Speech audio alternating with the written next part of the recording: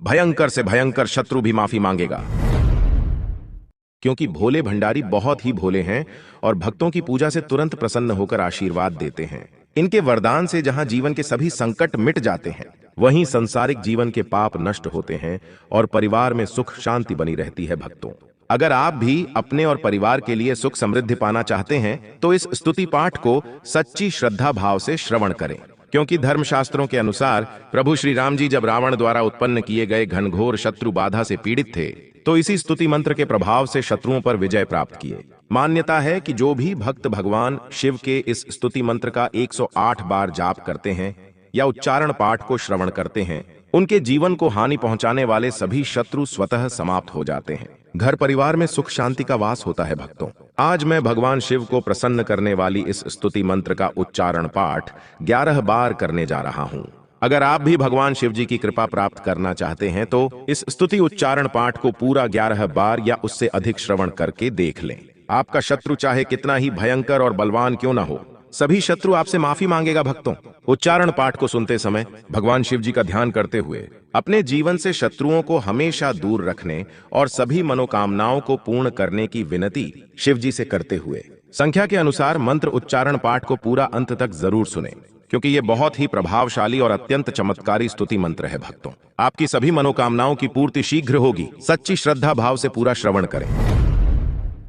नमामि शंभो पुरुषं पुराणं, नमामि सर्वज्ञमपारभावं, नमामि रुद्रं प्रभुमक्षयं तं, नमामि सर्वं शिरसा नमामि, नमामि देवं परमव्ययं तं, उमापतिं लोकगुरुं नमामि, नमामि दारिद्र्यविदारणं तं, नमामि रोगापहरं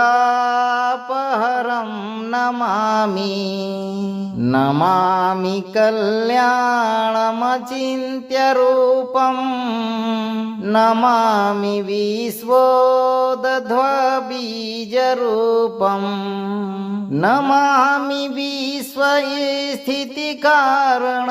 तं, नमामि संहारकरं नमामि, नमामि गौरी प्रियमव्ययं तं, नमामि नित्यं क्षरमक्षरं तं, नमामि चिद्रूपममेयभावं, त्रिलोचनं तं शिरसा नमामि, नमामि कारुण्यकरं भवस्य भयङ्करं वापि सदा नमामि, नमामि दातारमभीप्सितानं, नमामि सोमेशमुमेशमादव, नमामि वेदत्रयलोचनं तं, नमामि मूर्तित्रयवर्जितं तं, नमामि पुण्यं सद्व्यतीतं, नमामि तं पापहरं नमामि, नमामि विश्वस्य हिते रतं तं, नमामि रूपापि बहूनि धते, यो विश्वगोप्ता सदसत्प्रणेता, नमामि तं विश्वपतिं नमामि, यज्ञेश्वरं सम्प्रतिहव्यकव्यं,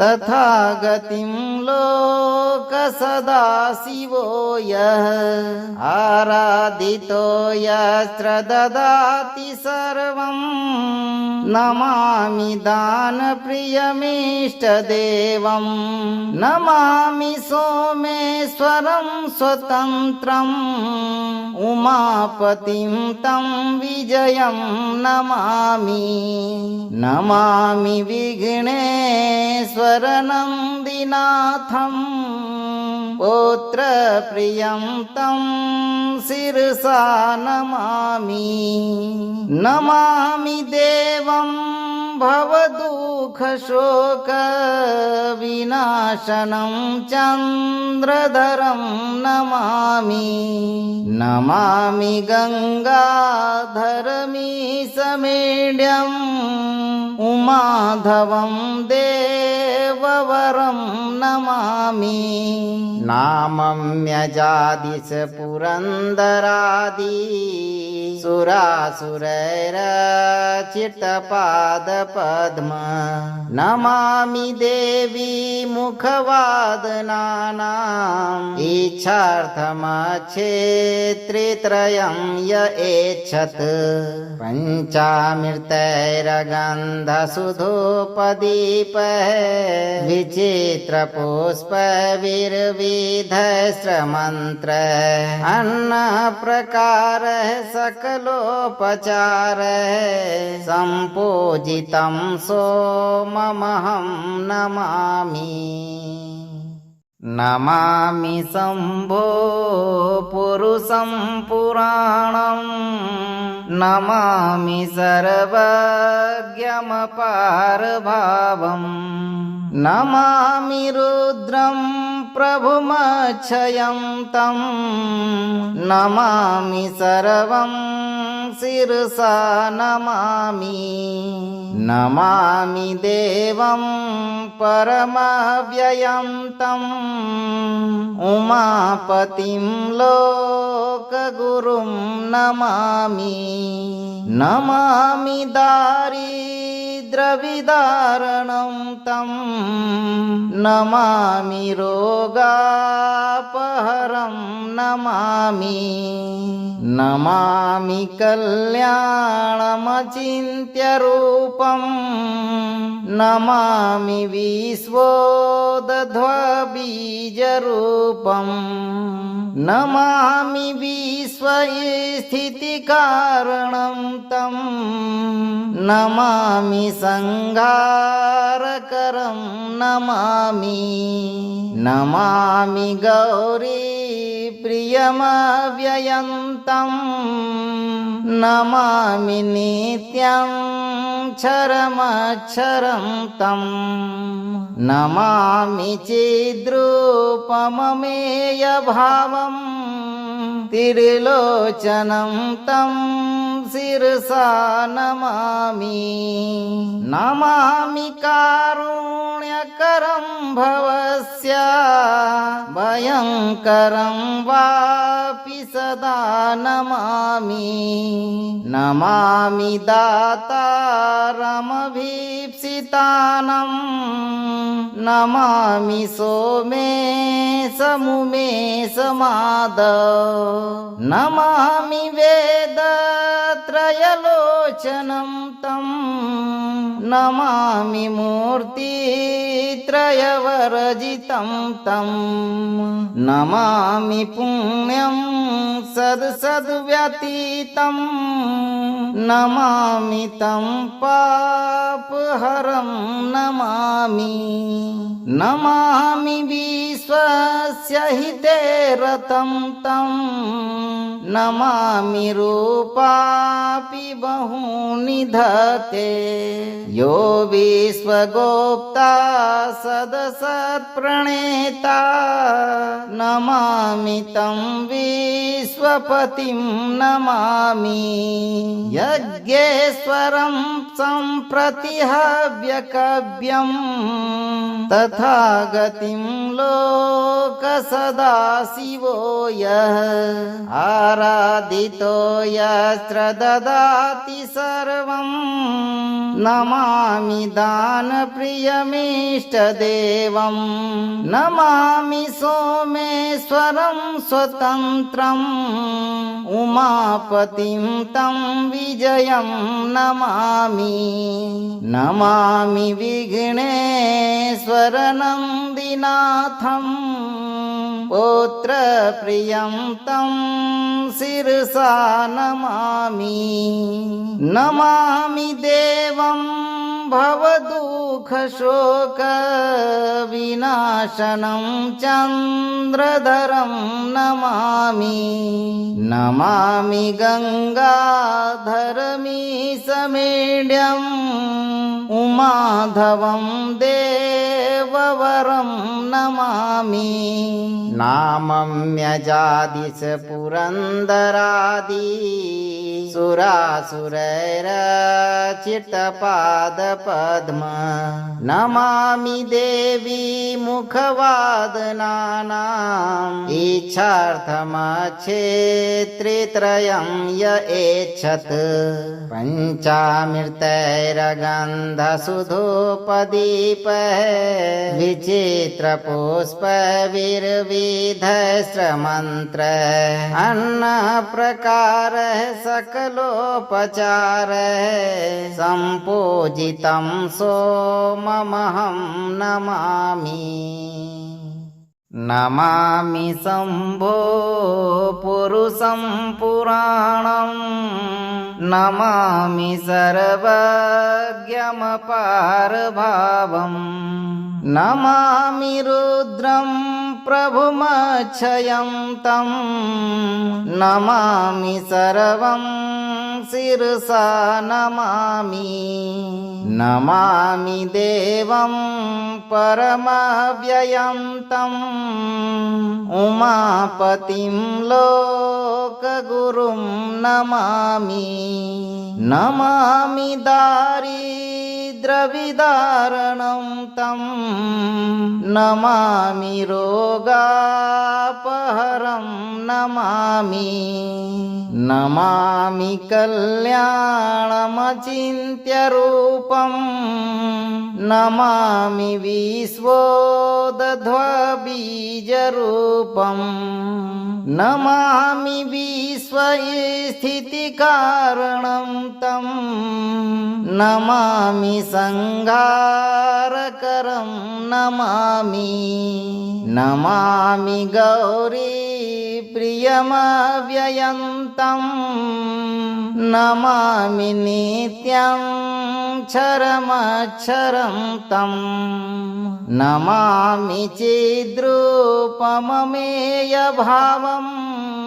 त्रिलोचनं तं शिरसा नमामि नमामि कारुण्यकरं भवस्य भयङ्करं वापि सदा नमामि नमामि दातारमभीप्सितानं नमामि सोमेशमुमेशमाधव नमामि वेदत्रयलोचनं तं नमामि मूर्तित्रयवर्जितं तं नमामि पुण्यं सद्व्यतीतं नमामि तं पापहरं नमामि नमामि विश्वस्य हिते रतं तं नमामि रूपापि बहूनि धते यो विश्वगोप्ता सदसत्प्रणेता नमामि तं विश्वपतिं नमामि यज्ञेश्वरं सम्प्रतिहव्यकव्यं तथा गतिं लोकसदाशिवो यः आराधितो यत्र ददाति सर्वं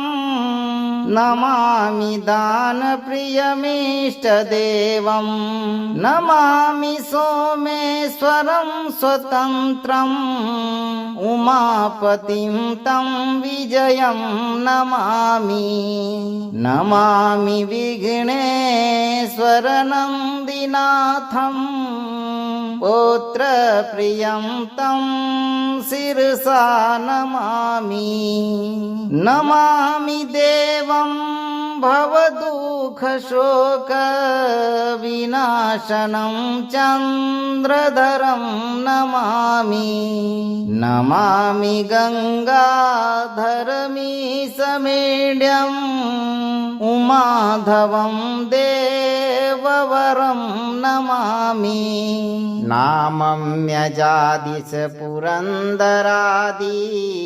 सुरासुरैरचितपादपद्म नमामि देवी मुखवादनानाम्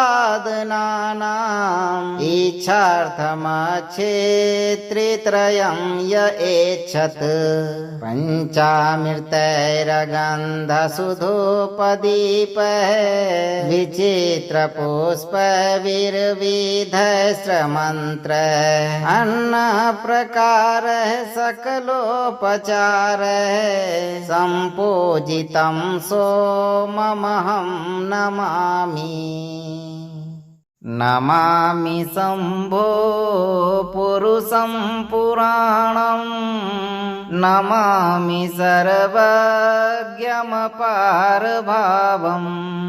नमामि रुद्रं प्रभुमक्षयं तं नमामि सर्वं शिरसा नमामि नमामि देवं परमव्ययं तं उमापतिं लोकगुरुं नमामि नमामि दारिद्र्यविदारणं तं नमामि रोगापहरं नमामि नमामि कल्याणमचिन्त्यरूपं नमामि विश्वोदध्वबीजरूपं नमामि विश्वस्थितिकारणं तं नमामि संहारकरं नमामि नमामि गौरी प्रियमव्ययन्तं नमामि नित्यं क्षरमक्षरं तं नमामि चिद्रूपममेयभावं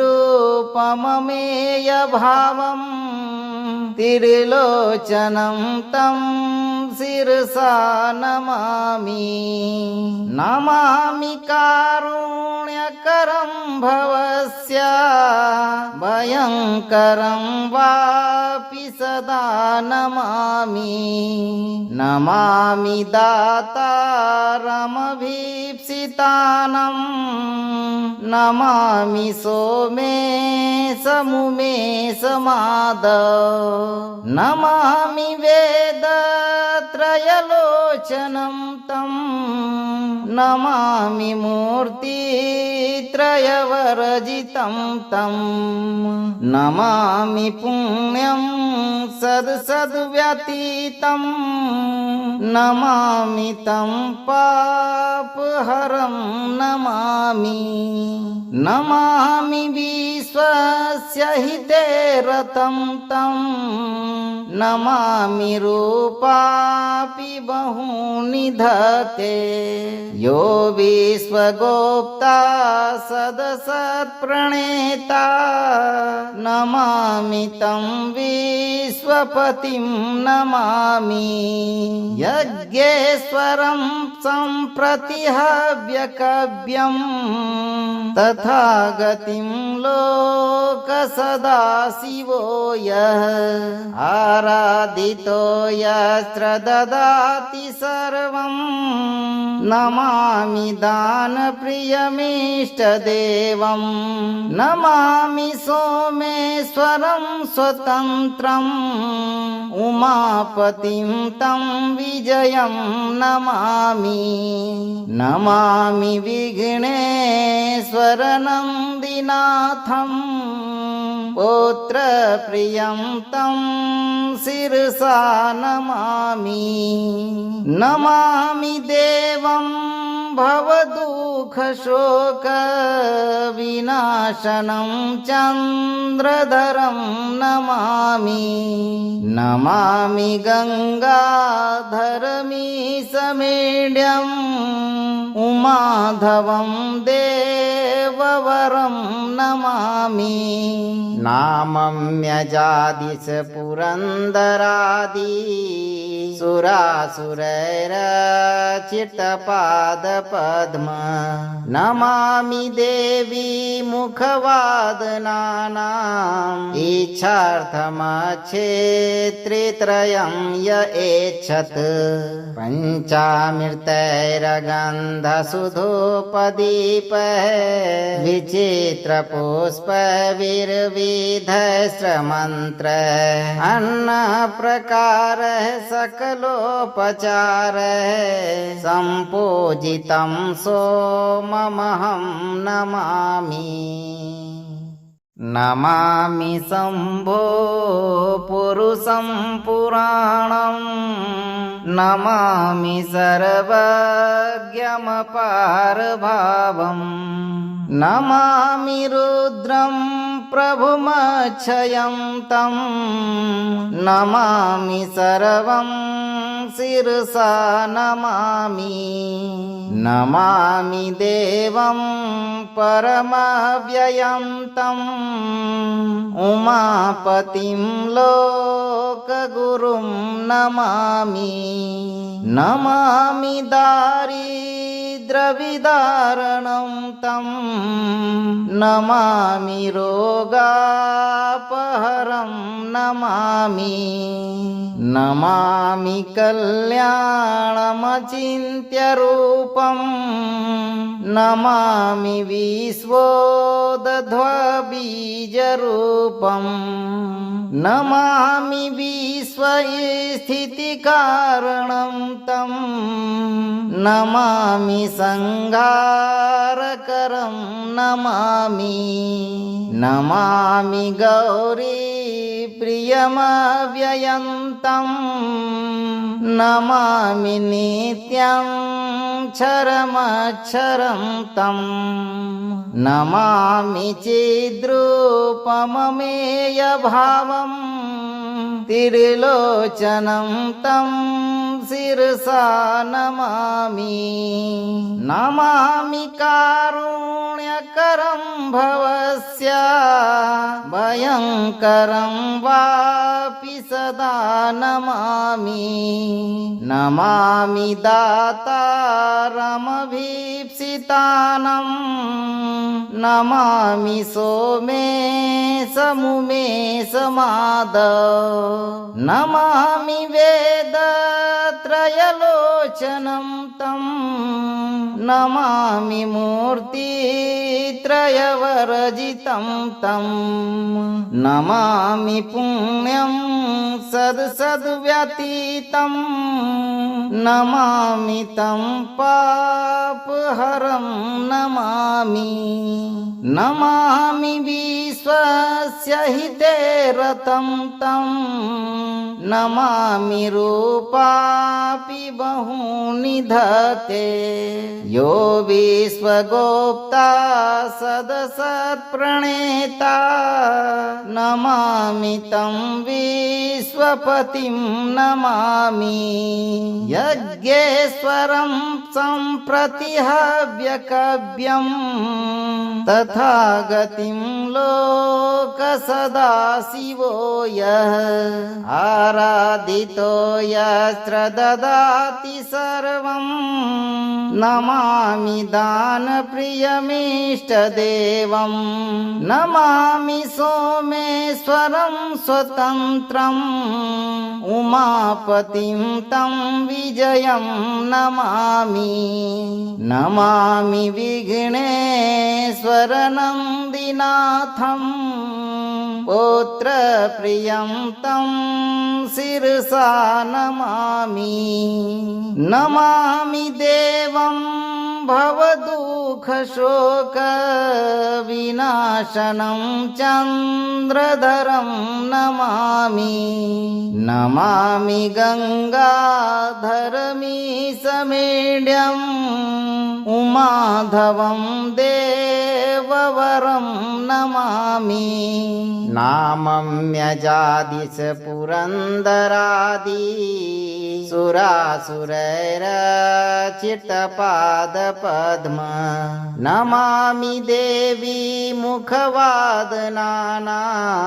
इच्छार्थमच्छेत्रित्रयं य एच्छत् पञ्चामृतैरगन्धसुधोपदीपः विचित्रपुष्पविर्विधस्रमन्त्र अन्नप्रकारः सकलोपचारः सम्पूजितं सोममहं नमामि नमामि शम्भो पुरुषं पुराणं नमामि सर्वज्ञमपारभावम् नमामि रुद्रं प्रभुमक्षयं तं नमामि सर्वं शिरसा नमामि नमामि देवं परमव्ययं तम्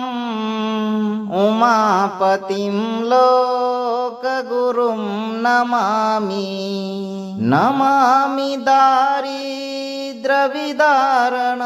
तं नमामि रोगापहरं नमामि नमामि कल्याणमचिन्त्यरूपं नमामि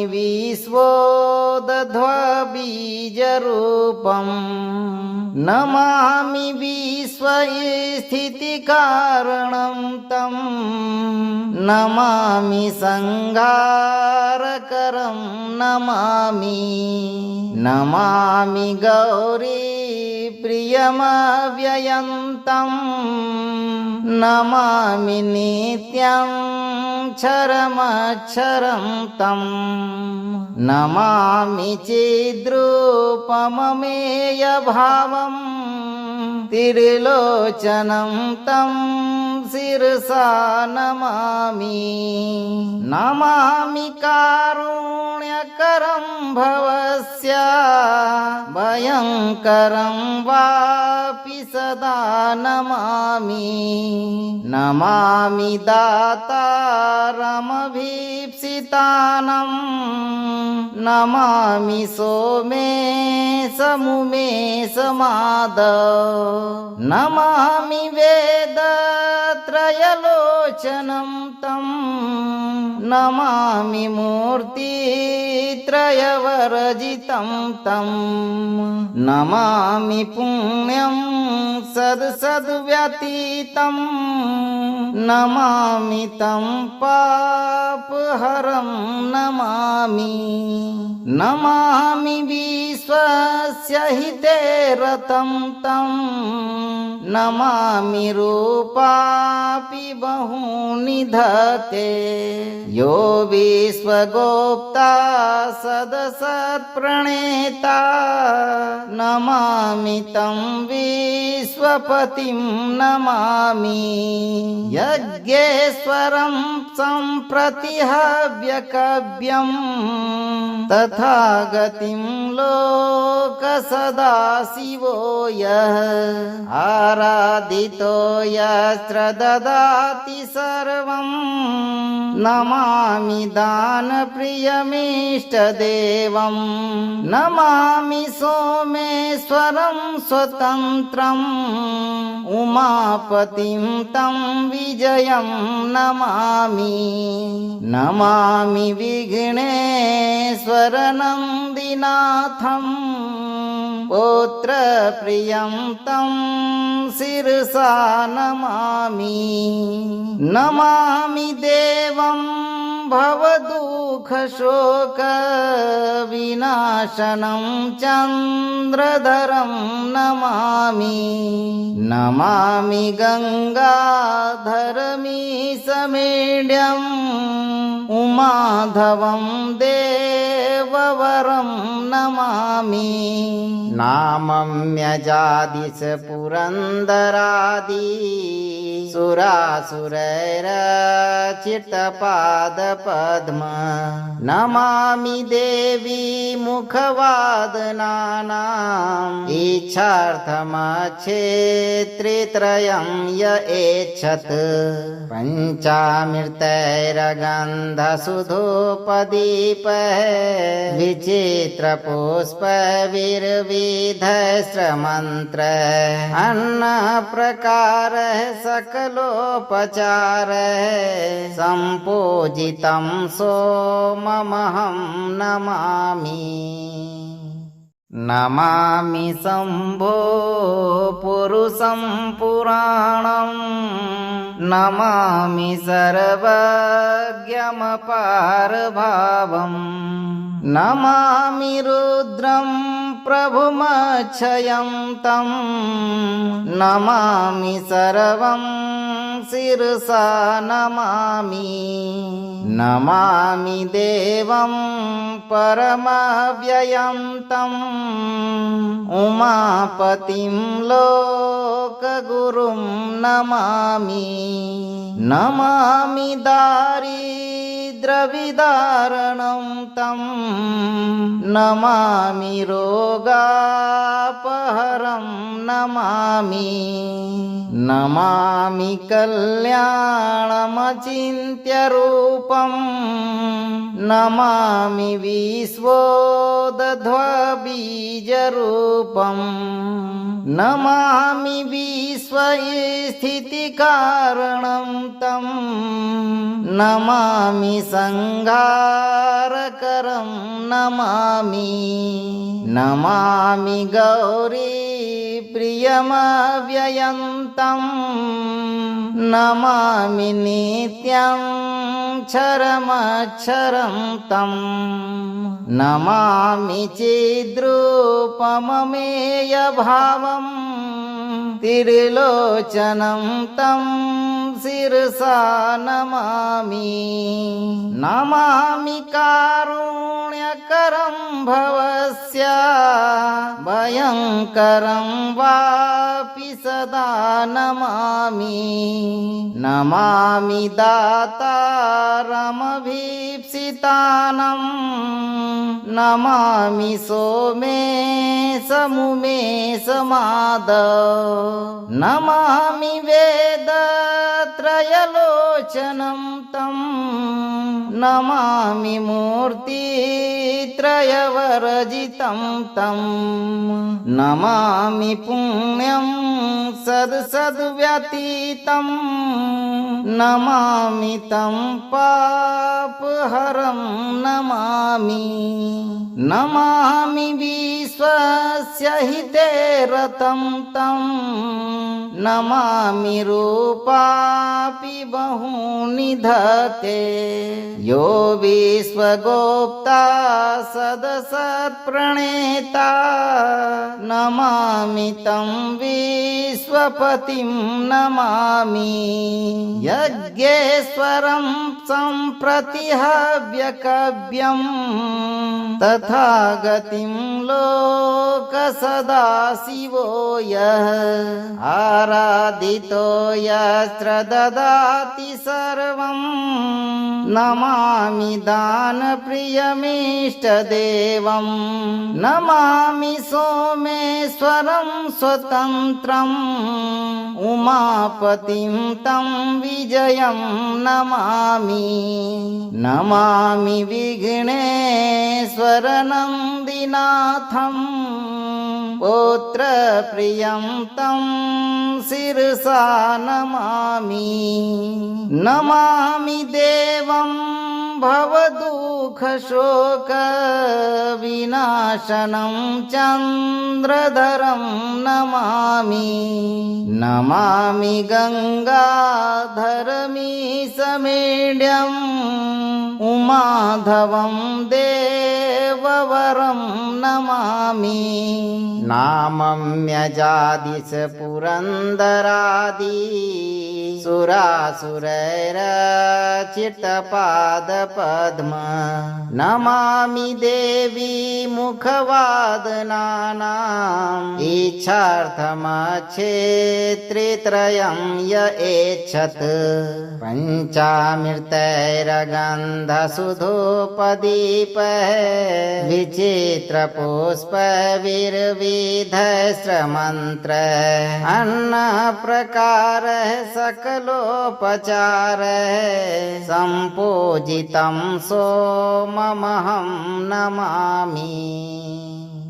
नमामि शम्भो पुरुषं पुराणं नमामि सर्वज्ञमपारभावम् नमामि रुद्रं प्रभुमक्षयं तं नमामि सर्वं शिरसा नमामि।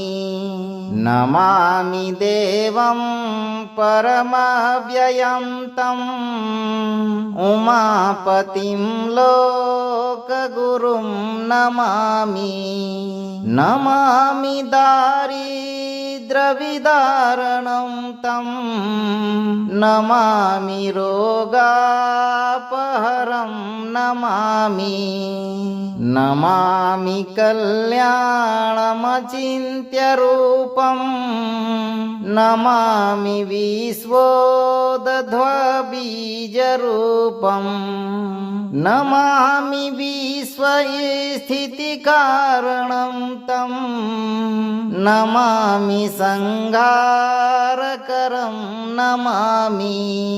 नमामि गौरी प्रियमव्ययन्तं नमामि नित्यं क्षरमक्षरं तं नमामि चिद्रूपममेयभावं त्रिलोचनं तं शिरसा नमामि।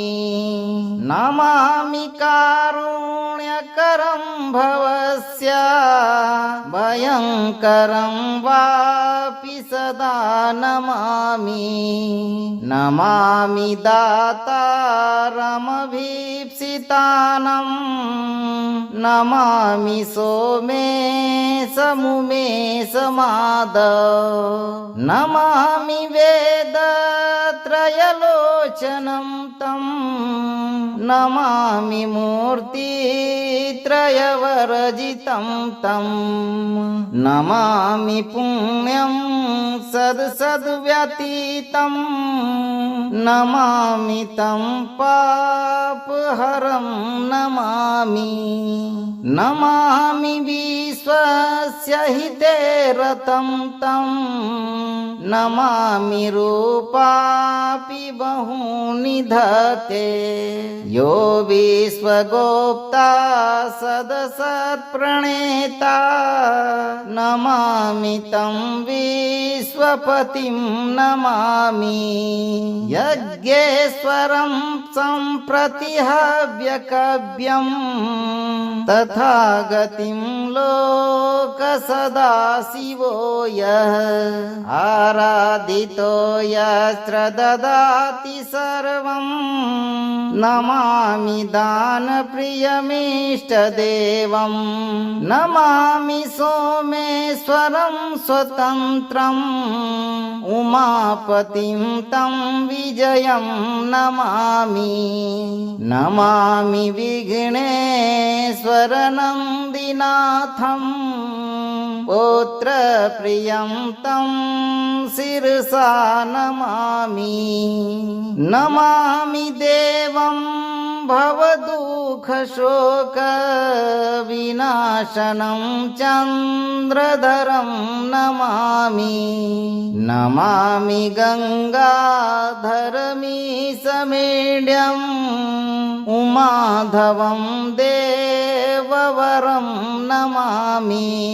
नामम्यजादिश पुरन्दरादि सुरासुरैरचितपादपद्म नमामि देवी मुखवादनानाम्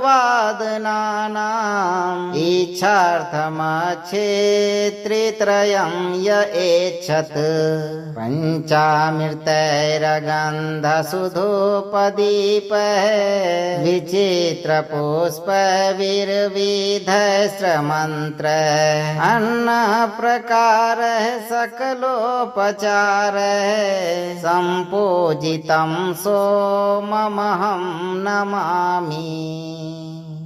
नमामि शम्भो पुरुषं पुराणं नमामि सर्वज्ञमपारभावम् नमामि रुद्रं प्रभुमक्षयं तं नमामि सर्वं शिरसा नमामि।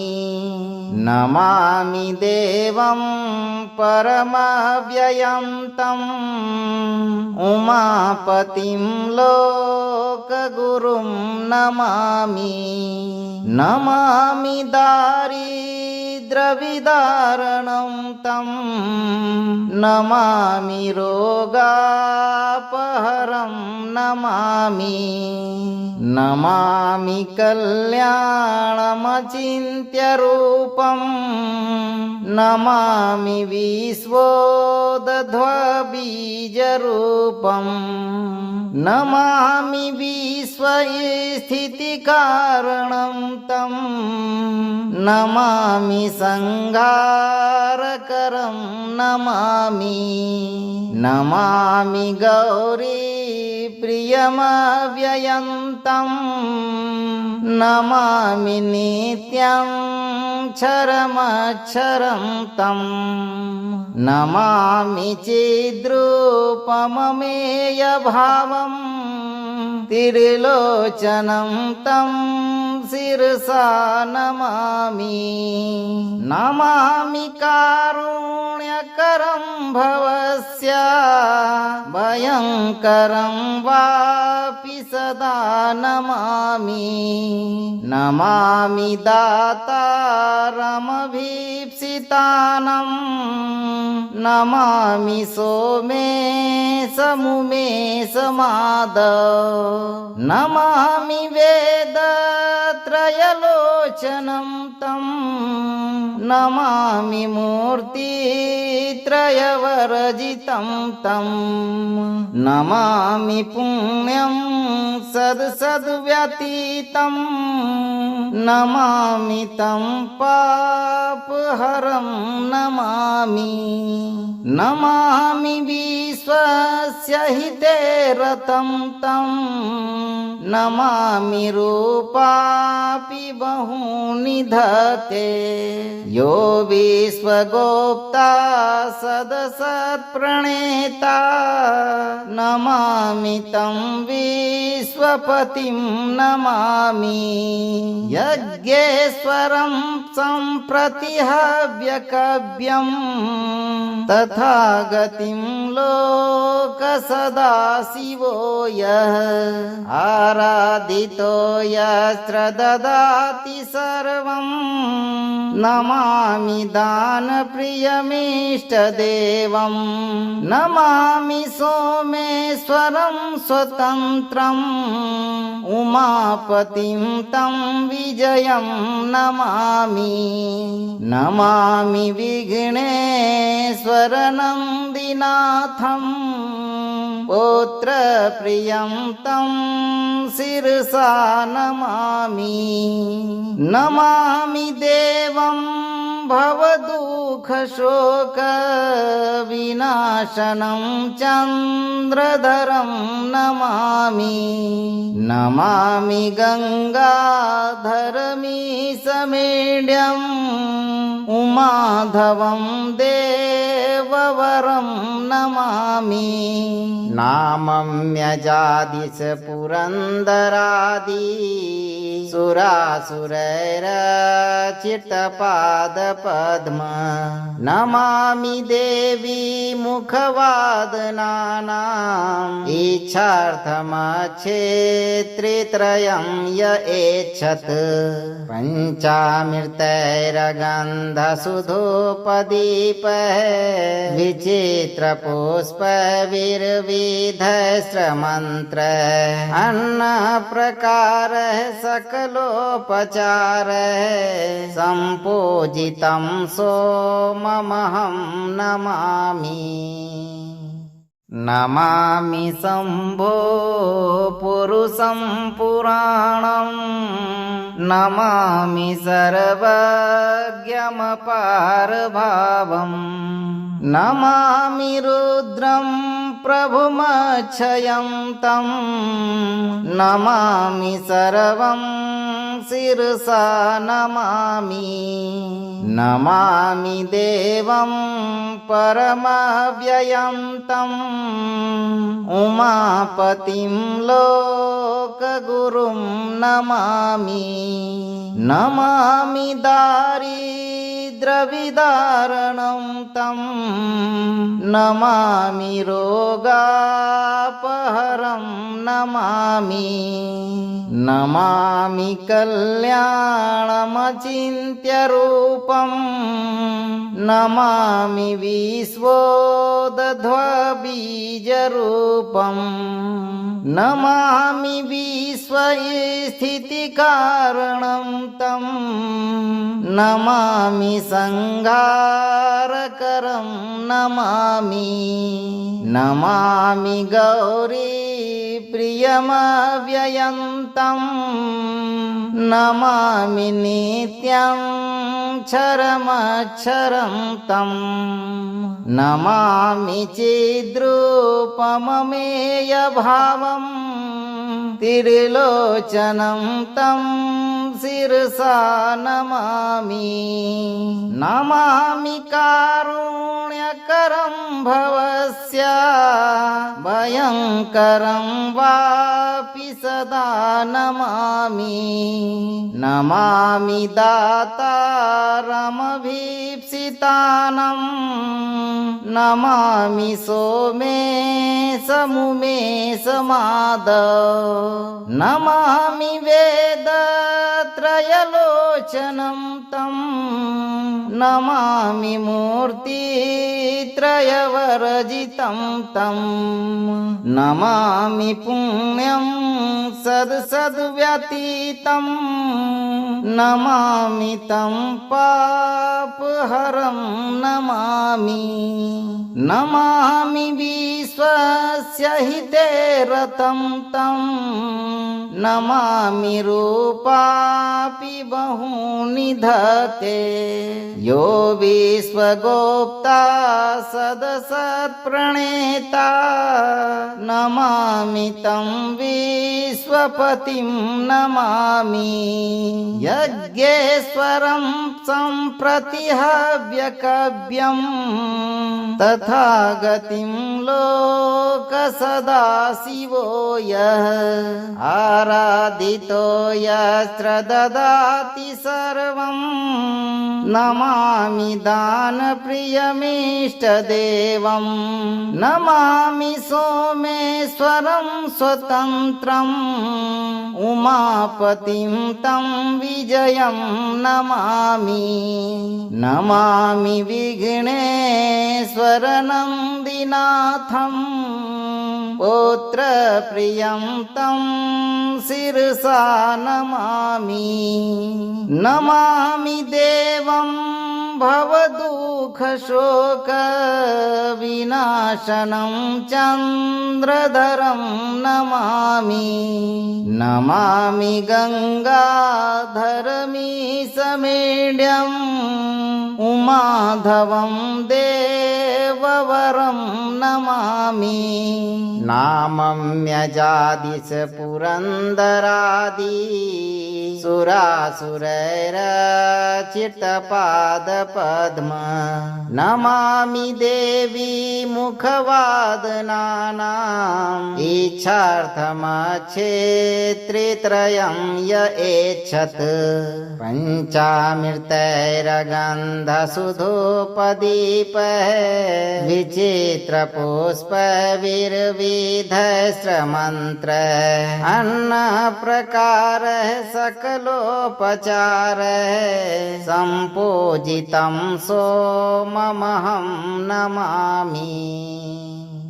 नमामि शम्भो पुरुषं पुराणं नमामि सर्वज्ञमपारभावम् नमामि रुद्रं प्रभुमक्षयं तं नमामि सर्वं शिरसा नमामि।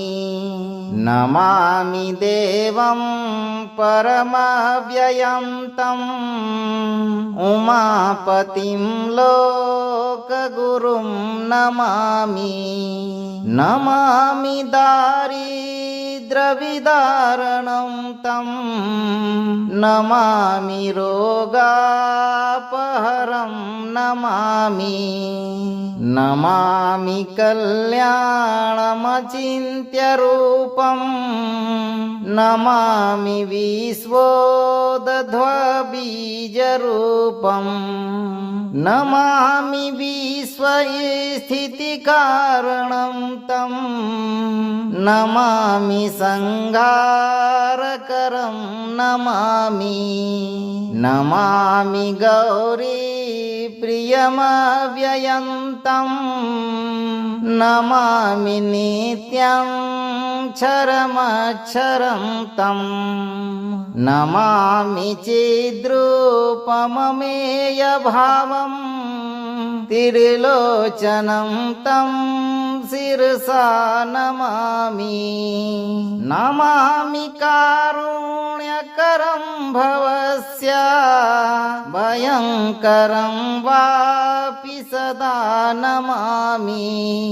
नमामि दातारमभीप्सितानं नमामि सोमेशमुमेशमादव नमामि वेदत्रयलोचनं तं नमामि मूर्तित्रयवर्जितं तं नमामि पुण्यं सद्व्यतीतं नमामि तं पापहरं नमामि। नमामि विश्वस्य हिते रतं तं नमामि रूपापि बहूनि धते यो विश्वगोप्ता सदसत्प्रणेता नमामि तं विश्वपतिं नमामि। यज्ञेश्वरं सम्प्रतिहव्यकव्यं तथागतिं लोकसदाशिवो यः आराधितो यत्र ददाति सर्वं नमामि दानप्रियमीष्टदेवं नमामि सोमेश्वरं स्वतन्त्रम् उमापतिं तं विजयं नमामि। नमामि विघ्नेश्वरनन्दिनाथं पुत्रप्रियं तं शिरसा नमामि।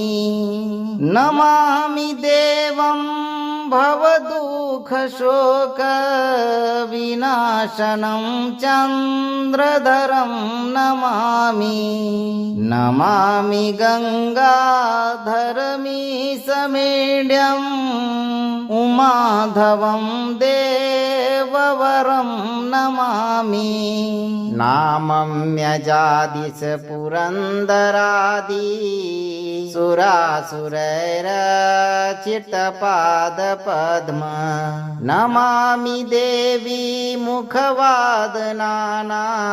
इच्छार्थमक्षेत्रित्रयं य एच्छत् पञ्चामृतैरगन्धसुधोपदीपः विचित्रपुष्पविर्विधस्रमन्त्र अन्नप्रकारः सकलोपचारः सम्पूजितं सोममहं नमामि। नमामि शम्भो पुरुषं पुराणं नमामि सर्वज्ञमपारभावम् नमामि रुद्रं प्रभुमक्षयं तं नमामि सर्वं शिरसा नमामि। नमामि देवं परमव्ययं तं उमापतिं लोकगुरुं नमामि। नमामि दारिद्र्यविदारणं तं नमामि रोगापहरं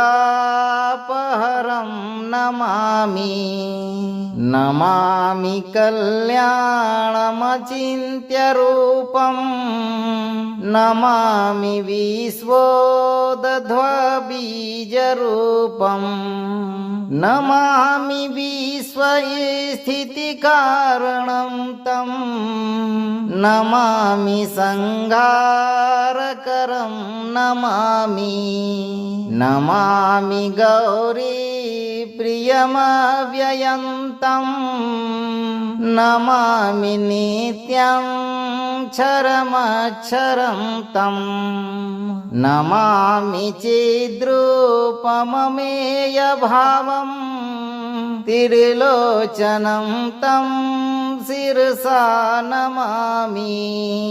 नमामि कारुण्यकरं भवस्य भयङ्करं वापि सदा नमामि।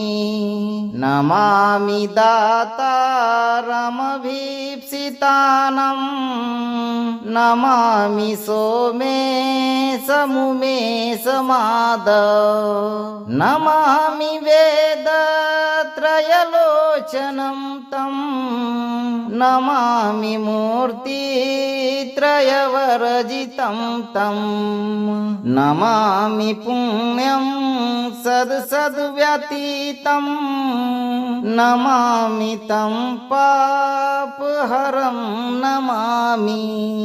नमामि विश्वस्य हिते रतं तं नमामि रूपापि बहूनि धते यो विश्वगोप्ता सदसत्प्रणेता नमामि तं विश्वपतिं नमामि। यज्ञेश्वरं सम्प्रतिहव्यकव्यं तथागतिं लोकसदाशिवो यः आराधितो यत्र ददाति सर्वं नमामि दानप्रियमीष्टदेवं नमामि सोमेश्वरं स्वतन्त्रम् उमापतिं तं विजयं नमामि।